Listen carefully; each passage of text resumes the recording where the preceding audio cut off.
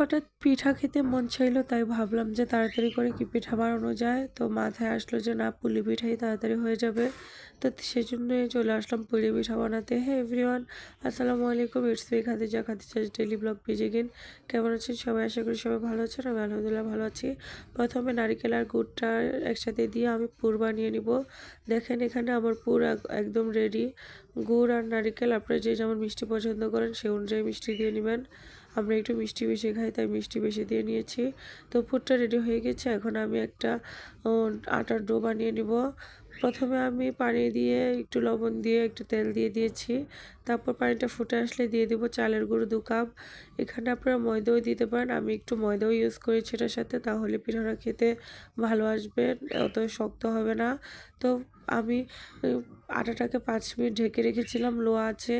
তারপর এখানে দেখেন আমার আটাটা অনেক ভালো হয়েছে, সফট হয়েছে। গরম থাকতে থাকতে আমি আটাটা মথে নিয়েছি।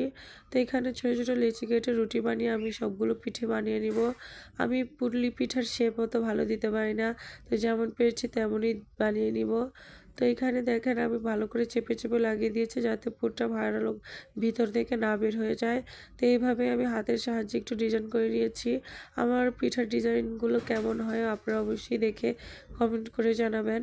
আমি প্রথমেই বলেছি যে আমি পুলি পিঠার শেপ অত ভালো দিতে পারি না। তো এখানে আমি একে একে করে সবগুলো পিঠা বানিয়ে নিচ্ছি। আপনারা কে কেমন করে পুলি পিঠা বানান আমার সাথে অবশ্যই কমেন্টে শেয়ার করবেন।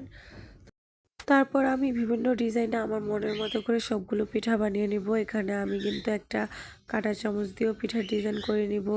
দেখেন আমি কাঁটা চামচটা দিয়ে একটু ডিজাইন করে নিচ্ছি। আরেকটা পিঠা আমি কাঁটা চামচ দিয়ে ডিজাইন করে নিব। এখানে ছোট একটা রুটি বেলে ভিতরে নারকেল দিয়ে তারপর ভালো করে চেপে চেপে মুখটা বন্ধ করে দিচ্ছি, যাতে পুরটা ভিতর থেকে না বের হয়ে যায়। তারপর এখানে কাঁটা চামচ দিয়ে একটু ডিজাইন করে এখানে আমি ভিতর থেকে একটু একটু করে ভিতরের দিকে চেপে দিব। দেখেন আমার পিঠার অন্য একটা ডিজাইন হয়ে গিয়েছে, অনেক সুন্দর হয়েছে না? তো এইভাবেই আমি সবগুলো পিঠা বানিয়ে নিয়েছি। এখন চলে যাব ভাজতে। চুলাতে একটা পাইপের বসিয়ে পরিমাণ মতো তেল দিয়ে দিয়েছি। তারপর সবগুলো পিঠা এপাট ওপাট করে লাল করে ভেজে নেব। বিভিন্ন এলাকায় কিন্তু এই পিঠাটাকে ভাপ দিয়ে খায়, আমাদের এলাকাতে এই পিঠাটা ভাপ দিয়ে খায় না, তেলে ভেজে খায়। তাই আমি আমার পিঠাটাকেও তেলে ভেজে নিয়েছি। আর এই পিঠাটা শিখেছি আমি আপনাদেরকে একটা পিঠা ভেঙে দেখিয়ে দিচ্ছি যে এটা কেমন হয়েছে ভিতর থেকে। এই পিঠাটা কিন্তু উপর থেকে মুচমুচে হবে আর ভিতর থেকে একটু জুসি হবে। আপনারা দেখেই বুঝতে পারছেন যে পিঠাটা কেমন হয়েছে। দেখতে যেমন লোভনীয় লাগছে, খেতেও আলহামদুলিল্লাহ অনেক মজা হয়েছে। তো আমার এই ভিডিওটি দেখতে থাকুন, এনজয় করতে থাকুন আর বাসায় পরিবারের জন্য বানিয়ে ফেলুন। আমার ভিডিওটাকে লাইক কমেন্ট শেয়ার করে দিবেন। সবাই ভালো থাকবেন, সুস্থ থাকবেন। আল্লাহ হাফেজ।